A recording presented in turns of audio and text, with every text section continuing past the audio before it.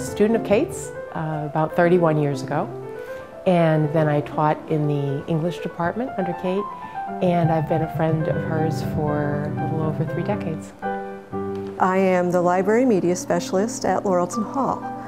I met Kate about 40 years ago at Lauralton. I'm a relative rookie to the Lauralton Hall English department. I've been here for 12 years, and I first met Kate as department chair. She was my mentor, and she drove my textbooks up to me in August, right before I started teaching here. We are both students of Mrs. Rodgers. Sophomore year, yeah. Kate was born and raised in Connecticut and has lived for the last 35 years in Monroe. Kate graduated from Lauralton in 1967 and went on to study at Wesleyan University and then got her master's at Fairfield University. Kate is married to Tim Rodgers, and he's a retired ESL teacher.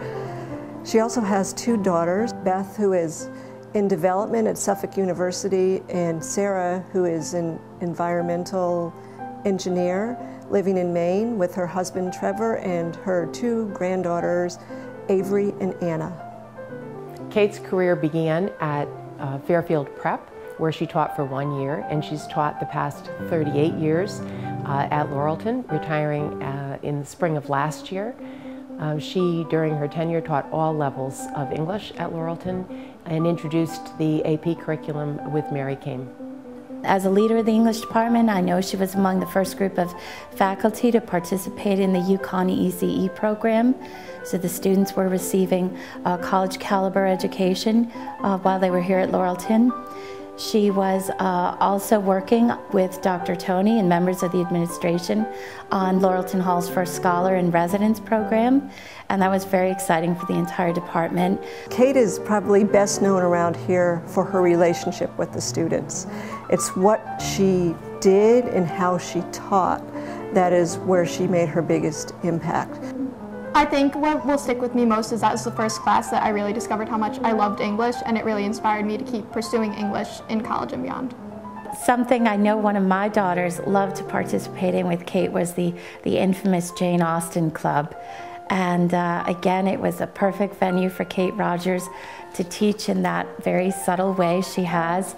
She taught over tea and over scones, and they saw it with this very genteel, civilized air about, really, if you understand Austen, you understand Kate. It was about leveling the playing field between men and women. Kate is also very active in the rights of women and women's issues. She taught Toni Morrison's Beloved, which is a novel on racism and slavery. She spent many years working with the literary magazine and the newspaper at Lauralton. And that has transferred itself in her retirement to coming into the library. She makes killer blueberry pie. She prefers essays to multiple choice questions. And she's the kind of person who will dash outside in the middle of a storm to fill her bird feeders. And she likes cemeteries, old letters, history, and genealogy.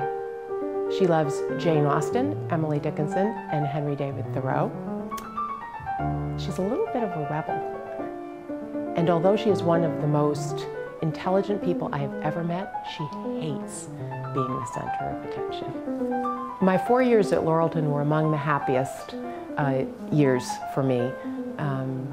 During that time, of course, there was Kate, and I had some wonderful teachers, and among them was Father Doherty, who was here during that time also. And I think there's something about the kindness and gentleness of Father Doherty that is perfect to sum up Kate's contribution to Lauralton. And I said to Kate, well, what do I do? How do I organize the day? And she said, I keep it very simple. I make sure no one is ever hurt on my watch. And that means spiritually and emotionally and intellectually. I take care of them on my watch. And she said, I teach what I love the way I love it.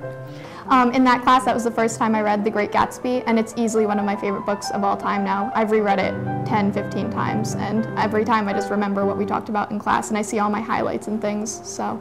We would always read a passage of the book, and then she'd let us watch the movie, so we all loved seeing the characters in action.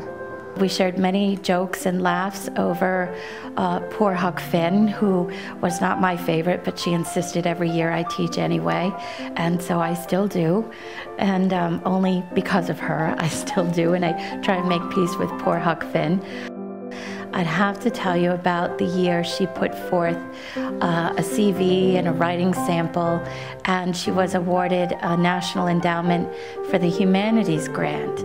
And she was given the opportunity to travel to Amherst College for a week to attend seminars on our mutually favorite poet, Emily Dickinson. She was incredibly kind and generous, and there were do-overs. There were do-overs in her classroom. I think it's the essence of what we as women of mercy do here. And you know, if you sing the song and everybody in the room probably knows the song, it's a timeless thing. And Kate Rodgers is a timeless woman, and those values are inherent. They're deep within her, and she comes by them honestly, and she puts them forth honestly.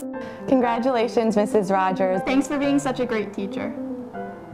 Kate, congratulations on receiving the Father Doherty Award. I can't think of a more fitting tribute to a more wonderful teacher.